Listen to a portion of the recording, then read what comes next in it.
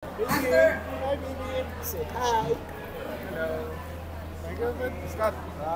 Anong masasabi mo na nakabalik kayo sa finals? Una-una, syempre, thank you Lord sa panalo and of course, talagang very tough series.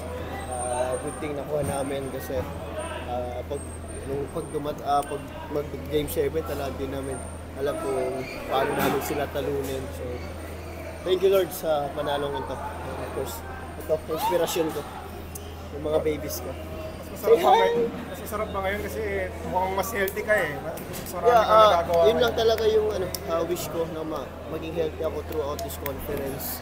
Kasi yun nga, as long as I'm healthy, nagagawa ko lahat ng mga preparation before game, not just performance sa game. It's all about preparation. Eh. So, pag healthy ako, yun nga, nakakapag-prepare ako maayos before coming sa mga games. And of course, it's a total team effort. Credit sa lahat ng mga teammates ko, sa coaching staff, and especially yung mga ball boys namin, talagang all out sila.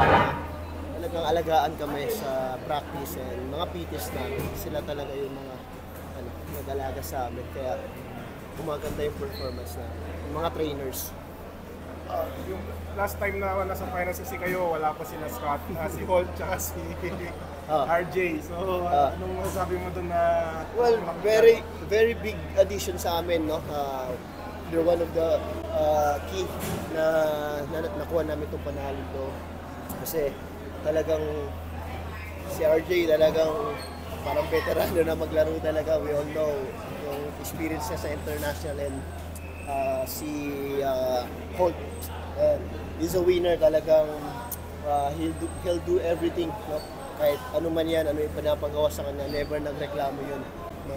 Talagang winning mentality siya pa. Very ganda ng addition niya sa amin, especially import stopper namin. Mapamalaki man o mapa-size niya, talagang nandyan siya. Oh, anong sasabi mo? Scott. Bigat. Mas mabigat pa kay Junmar.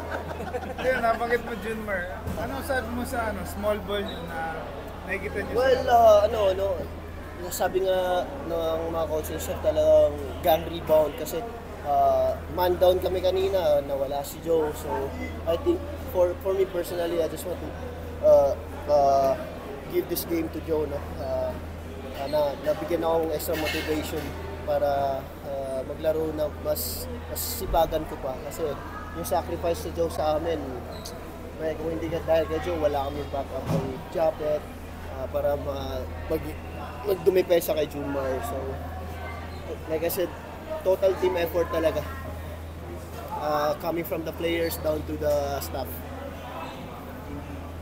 And down sa babies ko. Yes. Oo nga eh. Thank you. Thank you. Congrats. Thank you. Bye. Bye-bye. Bye-bye.